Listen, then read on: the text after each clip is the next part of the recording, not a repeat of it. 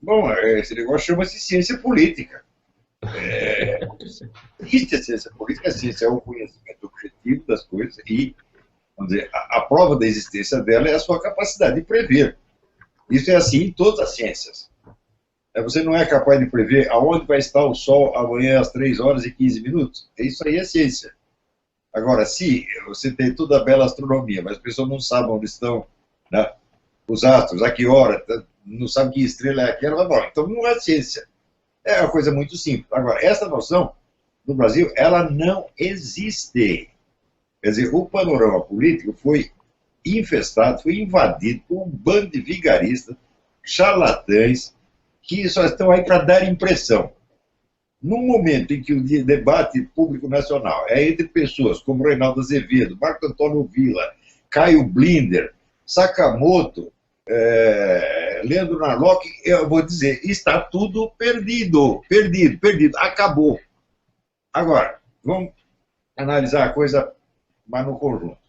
Quando você se perde num labirinto, o que você faz? Você tem que refazer mentalmente os passos por onde você entrou, por onde você veio, você tem que recordar o caminho. Não é isso? Bom, se a gente for recordar o caminho, nós temos que remontar a década de 60, foi ali que as coisas começaram. E as coisas começaram na hora em que os intelectuais da esquerda, que eram intelectuais de verdade, né, era o Carlos Nelson Coutinho, o Leandro Condre, você pode achar o que quiser deles, sobre certos aspectos, eram pessoas de má qualificação, mas eram intelectuais de verdade, de algum modo, decidiram se reunir e explicar para si mesmos como eles tinham caído do cavalo, em abril de 64. E fizeram longos debates com diagnósticos profundos e sérios, ao mesmo tempo em que o dono da editora Civilização Brasileira, o Enio Silveira, estava inserindo no Brasil os livros do Antônio Gramsci, que vinham bem a calhar porque eles traçavam, dizer, uma estratégia de conjunto para a esquerda, que era exatamente o que eles estavam procurando. E essa estratégia se baseava no negócio da Revolução Cultural e da ocupação de espaços, com vistas a fazer do Partido Comunista, nas palavras do próprio Antônio Gramsci, a autoridade, presta atenção, onipresente e invisível de um mandamento divino, de um imperativo categórico. Ou seja, dito de outro modo, também com palavras do próprio Antônio Gramsci, levar todo mundo a ser socialista sem saber que era. Então, isso quer dizer que o critério cultural aí passou a ser, vamos dizer, a questão de impor o socialismo como critério para o julgamento de tudo. E isso foi sendo implantado na mídia. Durante a ditadura, o pessoal do Partido Comunista já tinha o controle hegemônico de toda a mídia, da grande mídia e da mídia alternativa, que eles chamavam jornais danicos. Depois conquistaram a hegemonia dentro da educação, graças aos bons préstimos de pessoas como o senhor Robert Chibita, da Abril, que fez 2 revistas francamente comunistas que fizeram a cabeça de todo o professorado nacional, já desde a década de 70. E, aos poucos, a coisa foi se espalhando, e o critério, vamos dizer, os critérios do conhecimento, os critérios de valor, etc., foram substituídos pelo critério, vamos dizer, do julgamento automático pró-esquerdista ou anti-esquerdista. E isso foi resumindo tudo. Isso quer dizer, a linguagem, por exemplo, foi totalmente destruída através do sistema socioconstrutivista introduzido por esse senhor Chivita, que hoje está provado que o sistema socioconstrutivista ele não apenas torna as pessoas analfabetas funcionais, mas causa até lesão cerebral, e nós já estamos aí com 3 gerações de brasileiros totalmente imbecilizados. Quando eles falam com um sujeito que é analfabeto funcional, no Brasil a cultura é tida como um adorno. Existe de um lado as questões práticas, reais, que estuda a política, da economia, etc, etc, e do outro lado a cultura, que é um adorno, que é um enfeite. Se fosse assim, seria tudo fácil. Acontece, por exemplo, se o indivíduo é analfabeto funcional, ele não tem condição de fazer um julgamento moral sobre a conduta dos outros e nem sobre a sua própria. Se ele não tem a obrigação de entender as palavras, ele pode dizer o que ele quiser. E as palavras aí começam a funcionar no sentido daquilo que eu chamei de palavra gatilho. É a palavra que desperta automaticamente uma emoção sem passar pela representação do objeto que, teoricamente, ela designa. Então, se você pegar, por exemplo, esse caso do Bolsonaro, o que estão fazendo com o Bolsonaro agora é exatamente isso. Esses camaradas do STF são quase todos analfabetos funcionais. Isso eu posso provar, posso pegar as declarações deles e mostrar ali, provar cientificamente o analfabetismo funcional. Ora, veja, o normal, ao você interpretar as palavras de um homem público, é você ver qual é a atividade dele, no que ele está envolvido, e interpretar as palavras em função da política geral dele. Ora, se você pega um político que está lutando por punições mais severas ao estupro, nenhuma palavra dele poderá jamais ser interpretada como apologia do estupro. Isso é uma coisa que deveria ser óbvia a qualquer criança do primário. Mas esses caras não sabem disto, que são analfabetos funcionais. E aqueles que usam pão na mídia, como o senhor Reinaldo Azevedo, são também analfabetos funcionais. Entendeu? Quer dizer, porque você pega uma palavrinha, ela que evoca automaticamente uma reação emocional, repito, sem passar pela representação do objeto referido, quer dizer, você tem, naquele famoso triângulo do Peirce, você tem o signo, você tem o significado, e você tem o referente, que é a coisa. Né? O signo é uma palavra. O significado são também outras palavras que a explicam. Porém, os dois se referem a um terceiro elemento, que é a coisa, o objeto, a situação, o fato. Então, o fato desaparece e sobra somente o signo e o significado, que pode ser o que eles quiserem. O que é isso aí? Essa pessoa não sabe ler, portanto não estão qualificadas. Não estão qualificadas para opinar numa briga doméstica. Não estão qualificadas para opinar na briga de um cachorro. Eu tenho um dos meus filhos, ele tinha um cachorro chamado Bidu, e ele discutia com o cachorro, e quando o cachorro não concordava, ele mordia o cachorro. Né? Então, nessa discussão do meu filho com o Bidu, essa gente não está qualificada para opinar. Não só os homens do STF, mas 99% do parlamento e os opinadores da mídia, que são um desastre, e que são, na verdade, pela ordem dos acontecimentos, os primeiros culpados de tudo. Os outro dia estava aí alguém tendo pela internet uma discussão com o senhor Caio Blinder, né? E fala qualquer coisa do Alexandre Duguin. E o Blinder pergunta, quem é Duguin? Ele diz, olha, o analista geopolítico não sabe quem é Duguin? Tem que mandar para casa, tem que demitir esse vagabundo. É? A mesma coisa, o senhor Reinaldo Azevedo é outro, quer dizer, que quer posar de intelectual, né? E evidentemente, se você ler os últimos artigos dele, são provas de analfabetismo funcional. Esse pessoal é tudo charlatão. Ó, começa na mídia, vai para a educação primária, depois vai para a educação superior, e termina você tendo toda uma elite mandante de analfabetos funcionais perigosos, porque eles não têm compromisso com o que leem, com o que ouvem, nem com o que dizem. Eles podem fazer o que quiser com a linguagem, eles podem transformar essa resposta do Bolsonaro a Maria do Rosário, que foi apenas uma observação estética, quer dizer, quando ele diz você não merece ser estuprado, quer dizer, nenhum estuprador vai se interessar por um bagulho como você, o que vai ter mais, eu acho até injusto, porque a mulher não é nem tão feia assim, né? Se você iria estuprar o Lula não merece ser estuprado, sem dúvida. Né? Mas a Maria do Rosário, eu nem sei, um estuprador, ou até um cara que não é estuprador, pode se interessar sexualmente por ela. Foi isso que o Bolsonaro quis dizer. Foi uma piada estética de mau gosto, na verdade. Mas, que foi apologia do estupro, isso só na cabeça do analfabeto funcional mesmo. Portanto, essa questão do analfabetismo funcional nas altas esferas está virando calamidade pública. É?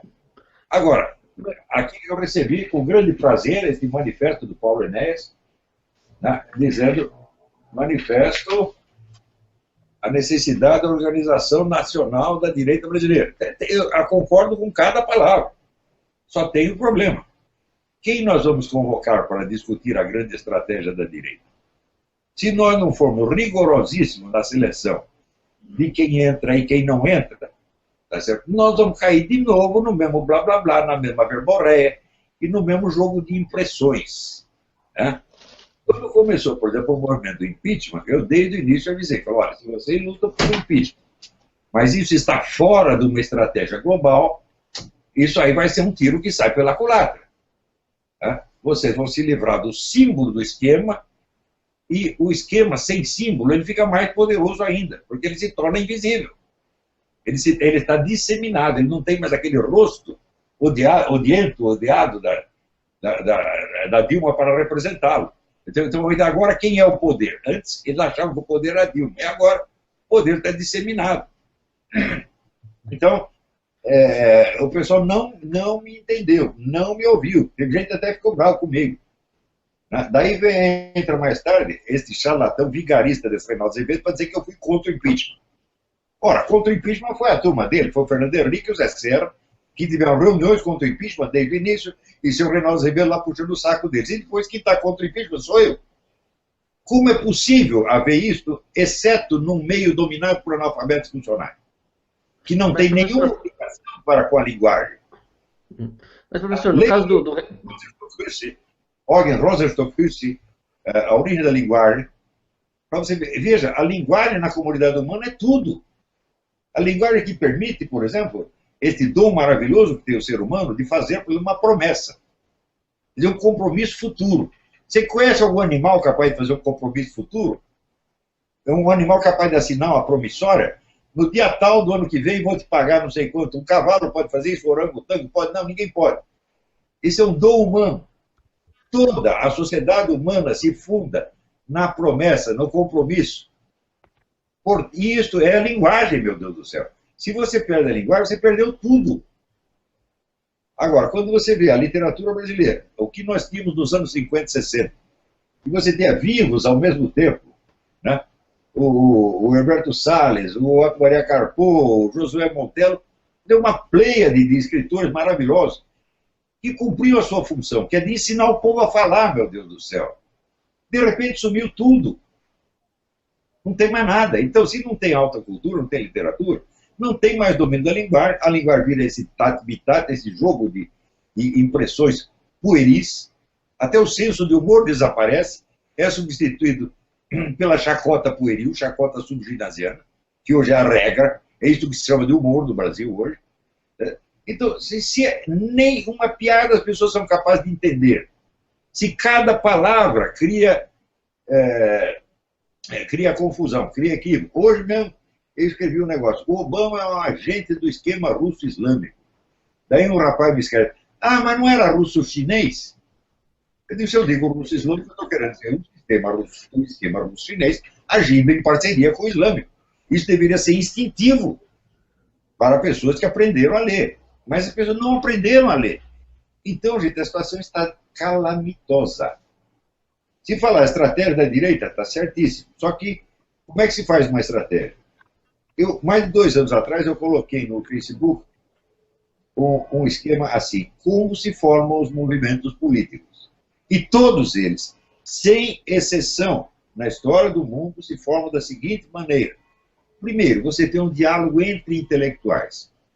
Esse diálogo não visa formar uma estratégia, não visa a tomar decisões, ele visa somente a encontrar um diagnóstico, um consenso da situação, explicado dentro do quadro de uma cosmovisão que é comum entre todos os participantes. Depois disso, gradativamente, se forma o quê? Um Estado maior. O que é um Estado maior? É um grupo de pessoas encarregadas de diagnosticar a situação e oferecer diagnósticos e cenários para o comando do movimento. Em seguida, você cria o comando do movimento e você começa a criar uma militância, treinar pessoas para determinadas ações. Este protocolo não é alterável. Ora, a direita brasileira se formou de maneira espontânea, tá certo? A partir daqueles movimentos de 2013, com o negócio do passe livre, você viu a reação popular. Então nós temos um povo com sentimentos conservadores.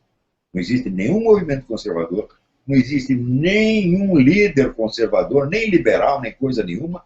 Existiam apenas os menininhos que se aproveitaram da ocasião para aparecer na televisão. E daí são chamados de líderes. O que é isso, meu Deus do céu? Mais ainda, quem foi que nomeou o seu Kim Kataguiri líder? Foi a mídia. A mídia era inimiga do movimento. Então é o inimigo agora que determina quem é o seu líder. E o pessoal aceita isso? Então, esta é a situação. Esse STF está repleto de pessoas analfabetas funcionais, sem compromisso com a linguagem, sem compromisso com o que ouvem, leem e dizem. Isso é o que assinam. E por isso que aceitaram essa queixa monstruosa contra o Bolsonaro. que é uma coisa que, se não fosse o analfabetismo funcional, nem poderia existir. Então, é isso que tem que voltar e contar a história desde o começo. Professor, só uma dúvida aqui. O senhor acha que, no caso do Supremo, é mais analfabetismo funcional ou mais do que um compromisso com o projeto de poder do PT, como um comunismo mesmo? Evidentemente, são as duas coisas, porque foi esse projeto de poder que criou o analfabetismo funcional para moldar a cabeça das pessoas de modo que o servissem até sem perceber. Então, o analfabetismo funcional, ele não é só uma falta de cultura no sentido estético, de adorno. Né? Ele é uma falta de compromisso com a linguagem. E, portanto, ele já é desonestidade, ele já é vigarice na base.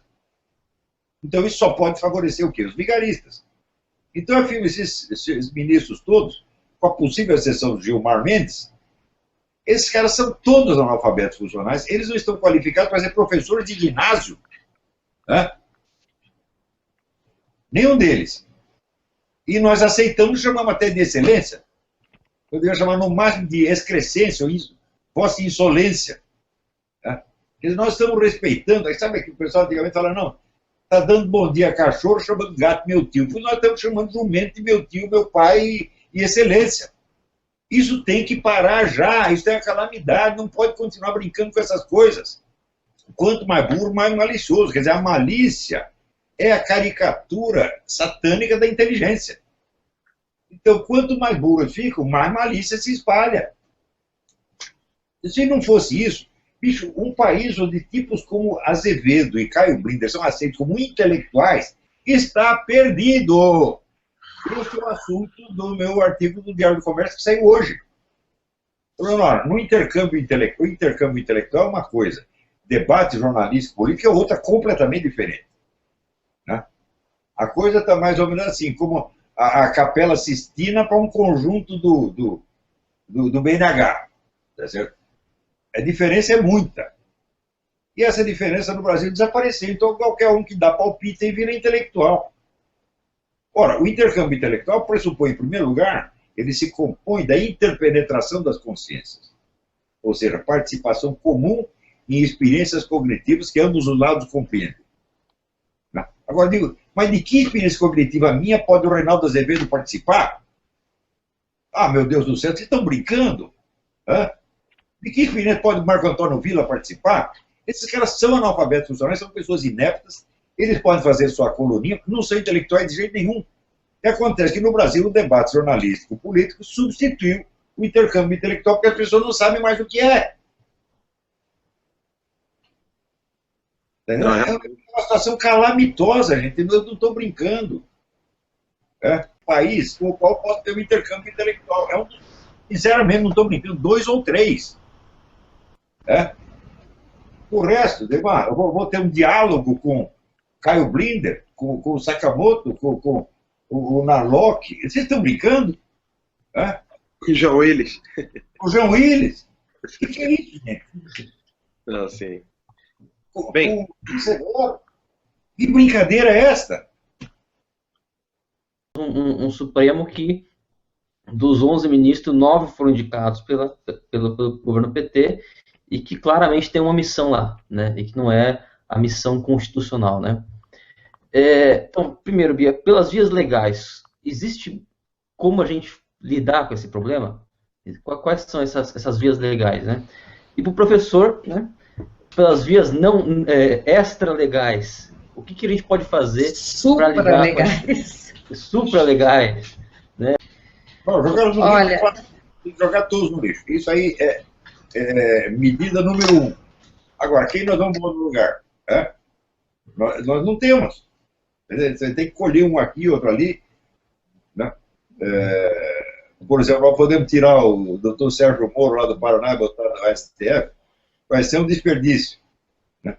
Todos aqueles que estão capacitados já estão fazendo mais do que podem, então já estão sobrecarregados. Né?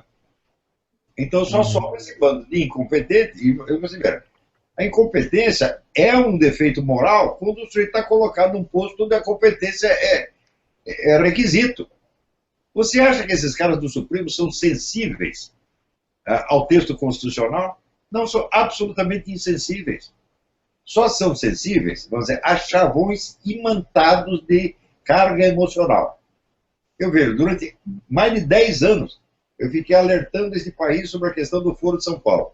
A resposta era, isso aí é teoria da conspiração e é saudosismo da Guerra Fria. O que é isso aí? São os chavões imantados de carga emocional que não passa pela representação do objeto. Está entendendo? Uhum. Então, também as pessoas para discutir, elas não precisam, quando elas estão discutindo uma opinião sua, não é preciso que a opinião seja sua.